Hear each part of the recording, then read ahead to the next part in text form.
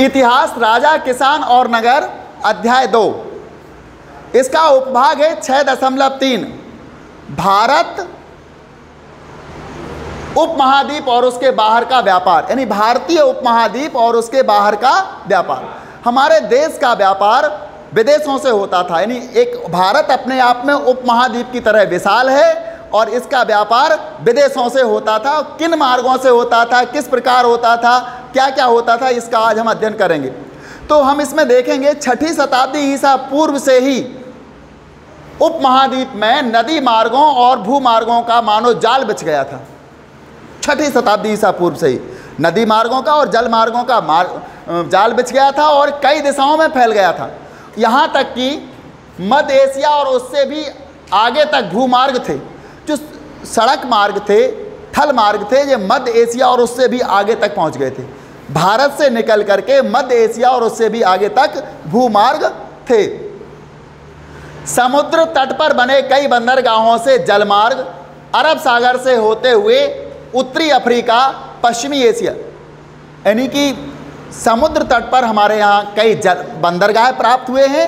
6ठी शताब्दी ईसा पूर्व के आसपास के जो बने हुए बंदरगाह हैं, उन बंदरगाहों से ज्ञात होता है कि हमारा व्यापार विदेशों में कहाँ कहाँ, उत्तरी अफ्रीका, पश्चिम एशिया तक फैल गया था। ये किसके द्वारा? बंदरगाहों के माध्यम से, समुद्र मार्ग से ये व्यापार उत्तरी अफ्रीका और पश्चिम एशिया तक फैल गया था। और बंगाल की खाड़ी से यह मार्ग चीन और दक्षिण पूर्वी एशिया, जो भारत के पूरब में बंगाल की खाड़ी है, यहाँ से हम चीन तक और दक्षिण पूर्वी एशिया तक ये जलमार्ग फैल गया था। हम इसके यानी कि बंगाल की खाड़ी और समुद्र के जो बंदरगाह हैं, तो बंदरगाहों से हम कहाँ तक पहुँचे थे? उत्तरी अफ्रीका और पश्चिम एशिया। इसके साथ साथ बंगाल की खाड़ी से हम कहाँ पहुँचे थे? चीन और दक्षिण पूर्वी एशिया तक पहुँच गए थे। ये जलमार्ग हो गया था हमारा। शासकों ने प्रायः इन मार्गों पर नियंत्रण करने की कोशिश की।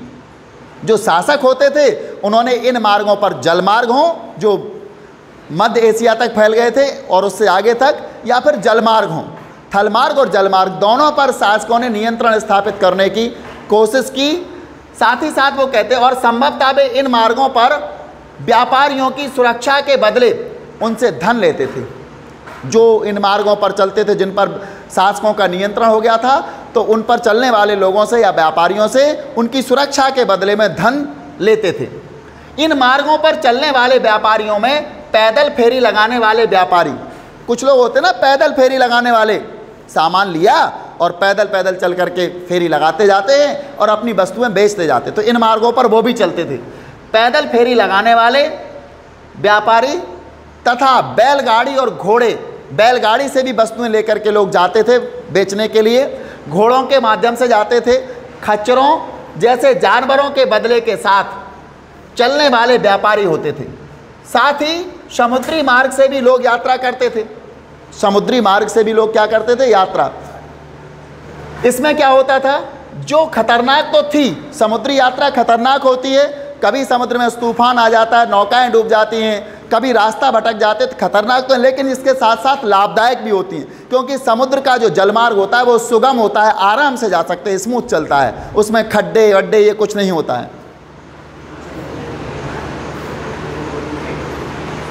तमिल भाषा में मस्थुवन और प्राकृत में सतवाहा और सेट्टी के नाम से प्रसिद्ध सफल व्यापारी बड़े धनी हो जाते थे। यानी ये 3 प्रकार के व्यापारियों के उल्लेख मिलते हैं इनके नाम के, तमिल भाषा में, प्राकृत भाषा में, तमिल भाषा में मत्सुवा और प्राकृत भाषा में सतवाहा और सेट्टी नामक, ये 3 प्रकार के व्यापारियों के नाम का उल्लेख किया गया है। और ये तीनों व्यापारी कैसे होते थे? धनी हुआ करते थे।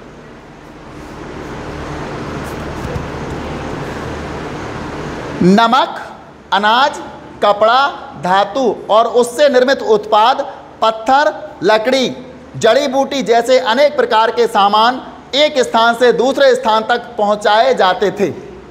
किन किन चीज़ों का व्यापार होता था उस समय 6ठी शताब्दी ईसा पूर्व? नमक, अनाज, कपड़ा, धातु और उससे निर्मित उत्पाद, इन सब चीज़ों से बने हुए प्रोडक्ट जो होते थे। पत्थर, लकड़ी, जड़ी बूटी, जैसे अनेक प्रकार के सामान एक स्थान से दूसरे स्थान तक पहुंचाए जाते थे, रोमन साम्राज्य में काली मिर्च जो कि भारत में होती है, जैसे मसालों तथा कपड़ों व जड़ी बूटियों की भारी मांग थी। जो रोमन साम्राज्य था वहाँ मसालों में काली मिर्च, जड़ी बूटियों और कपड़ों की भारी मांग थी। भारतीय उपमहाद्वीप के काली मिर्च की, कपड़ों की और जड़ी बूटियों की। इन सभी वस्तुओं को अरब सागर के रास्ते भूमध्य क्षेत्र तक पहुंचाया जाता था। कौन से? अरब सागर। अरब सागर के द्वारा भूमध्य क्षेत्र तक। भूमध्य का मतलब है उत्तरी अफ्रीका महाद्वीप। अभी हमने बताया था ना, उत्तरी अफ्रीका महाद्वीप ये भूमध्य सागर के क्षेत्र में आता है, और यही उत्तरी अफ्रीका के ऊपर जहाँ मिस्र पड़ता है वहाँ भूमध्य सागर है। ठीक है, तो इस प्रकार से रोमन साम्राज्य के लिए ये वस्तुएं हमारे यहाँ से पहुँचाई जाती थी।